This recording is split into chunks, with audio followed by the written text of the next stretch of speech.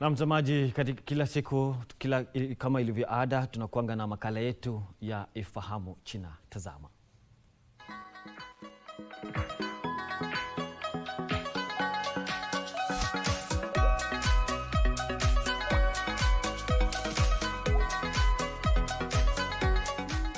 China imepata mafanikio makubwa katika uzalishaji wa chuma maalum cha teknolojia ya juu tangu kuanza kwa mwaka huu, huku bidhaa hizo zikichochea maendeleo ya sekta ya mawasiliano, nishati mpya na utengenezaji wa vifaa vya kisasa. Katika enzi hii ya mtandao wa 5G, mahitaji ya chuma chembamba cha kaboni ya chini yameongezeka, ambapo unene wake unapaswa kuwa milimita 0.10 ili kuhakikisha usafirishaji bora wa mawimbi. Ili kukabiliana na changamoto hiyo, kampuni ya Shogun Group ilianza kushirikiana na chuo kikuu cha sayansi na teknolojia cha Beijing mwaka 2013 kufanya utafiti wa teknolojia ya kutengeneza chuma hicho. Juhudi hizo zimezaa matunda baada ya China kufanikiwa kutengeneza chuma cha 5G chenye unene wa milimita 0.07 na kuanza kukizalisha kwa kiwango kikubwa. Chuma hicho kinatumika katika vipokezi vya mawimbi vya vituo vya 5G, vichujio vya mawimbi, bodi za saketi za kielektroniki na viunganishi vya betri ya magari ya umeme.